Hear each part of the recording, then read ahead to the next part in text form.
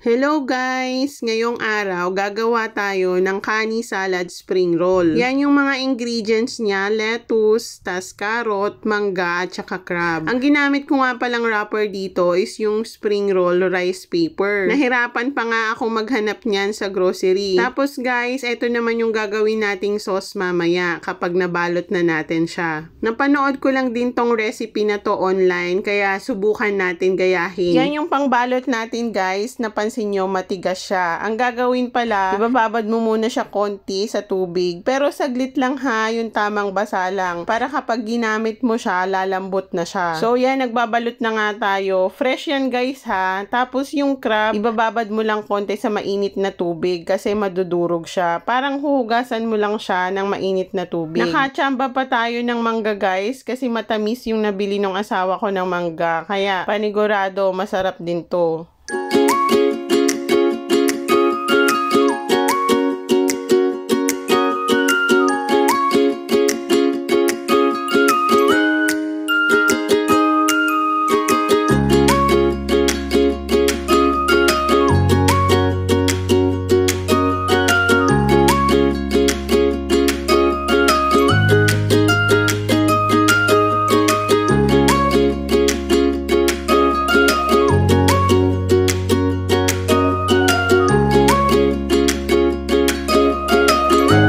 Yan na nga yung mga nabalot ko na spring roll. Tapos ngayon, gagawa naman tayo ng sauce. Maglalagay lang tayo ng peanut butter guys. Tapos toyo, yung kaninang pinakita ko ng mga ingredients. Tapos lagay ka lang ng 1 kutsara na sesame oil. Tapos yung honey na yung susunod. Tapos 1 kutsarang honey din. Sinunod ko lang din yung instruction dun sa pinanood ko guys. Pero syempre kapag gumagawa kayo, titikman nyo rin, diba? O yan, nilagyan ko siya ng 1 kutsarang gatas. Tapos pinigaan ko na lang siya ng lemon. Mukhang kulang yung gatas guys, kaya dagdagan natin kasi hindi pa masyado matunaw yung peanut butter. Yung fresh milk nga lang ni Bella yung ginamit ko na gatas dito kasi yun lang yung available. Pero siguro guys, pwede naman din yung ibang gatas. Ayan, medyo natutunaw na siya. Hahaluin mo lang hanggang matunaw yung peanut butter. Pag pakaramdam mo parang kulang pa yung gatas kasi hindi pa matunaw yung peanut butter, pwede mo pa naman siya dagdagan ng gatas.